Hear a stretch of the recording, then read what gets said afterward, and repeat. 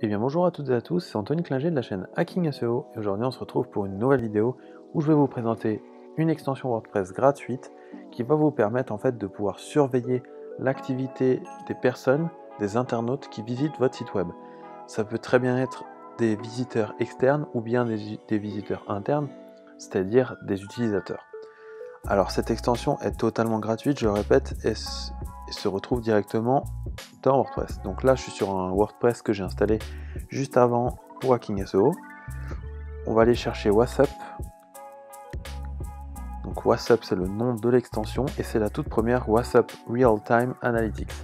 Alors à savoir que ça ne remplace en rien Google Analytics qui est bien plus performant, mais WhatsApp c'est vraiment un plugin, vous allez voir, qui ne paye pas de mine en termes de design mais qui va vous apporter des informations simplement mais très utiles pour remarquer en fait l'activité des différents utilisateurs sur votre site web.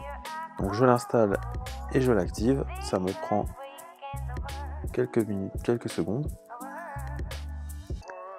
Et là en fait on a un nouvel onglet qui apparaît qui s'appelle WhatsApp. Donc on va cliquer dessus et voilà, donc rien de plus compliqué.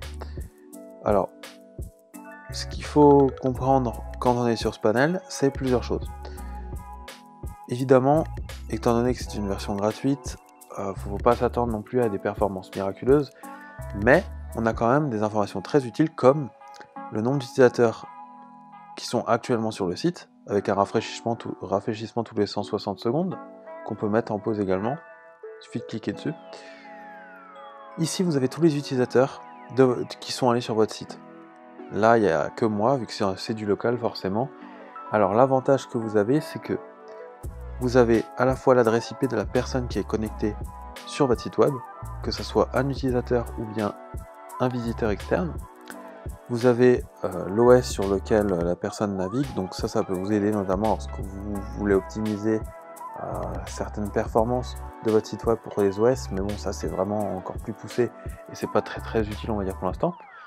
Quelque chose d'assez important, c'est le navigateur. Là on peut voir que je suis sur Chrome, donc ça m'affiche Chrome.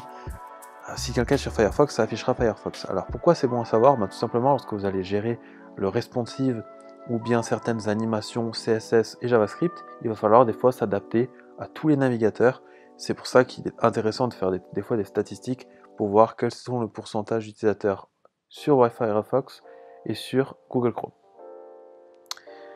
Ensuite, le nom d'hôte, donc là je suis en local, donc ça on s'en fout un peu. Le renvoi, on s'en fout également. Par contre, ce qui peut être intéressant, c'est ici. Alors là, il n'y a rien du tout parce que je suis allé nulle part. Vous allez voir, je vais faire quelques actions sur le site et vous allez voir que ça va changer. Ici également, il y a le nom de l'utilisateur. Si c'est un utilisateur connecté, notamment ici, c'est moi l'administrateur, donc il y a marqué admin. Si c'est un utilisateur que vous avez appelé, par exemple, je sais pas, Nicolas, l'utilisateur s'appellera Nicolas ici. L'avantage, c'est que vous pouvez voir la date et l'heure de connexion.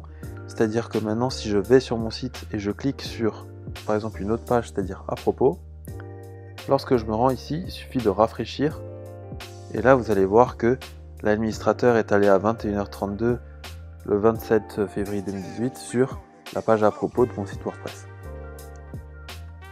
Alors le renvoi, ça revient de là où on était juste avant, c'est-à-dire avant d'être sur cette page où est-ce qu'on était. Donc là, j'étais avant déjà sur mon blog, sur mon site, donc ça me met provenant de votre blog. Encore une fois, là vous pouvez voir tout ce que je vous ai dit avant. Bien sûr, toujours pas d'IP étant donné que je suis en local, mais il y a autre chose qui s'est rajouté, c'est la résolution. Et ça peut être très intéressant, notamment en responsive design, si vous voulez voir quel genre de device sont utilisés par les utilisateurs. Voilà, donc c'est à peu près tout ce que je voulais vous montrer.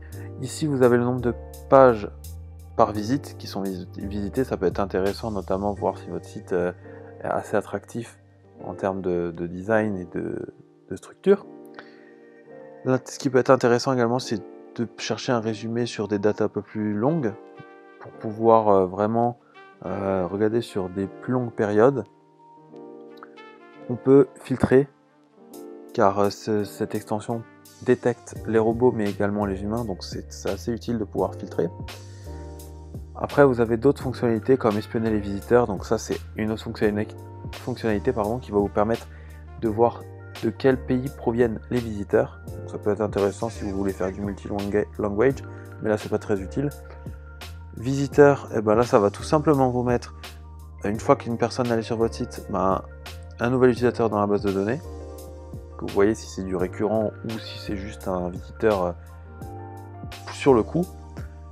Et enfin dans les options, vous pouvez vraiment, si vous le voulez, bien automatiser votre base de données pour pouvoir même l'exporter. Voilà, c'était WhatsApp, une extension totalement gratuite que vous pouvez télécharger sur WordPress. Elle est très utile donc pour faire des petites analyses. Vous voyez, le design n'est pas top, mais ça suffit pour des débutants si vous ne connaissez pas trop Analytics. Analytics est bien plus performant, je le répète. Il y aura des vidéos sur Analytics qui seront certainement faites par Camille. Donc pour cela, je vous dis à la prochaine. Si vous avez aimé cette vidéo, n'hésitez pas à mettre un pouce bleu et à vous abonner à la chaîne. Je vous dis ciao tout le monde.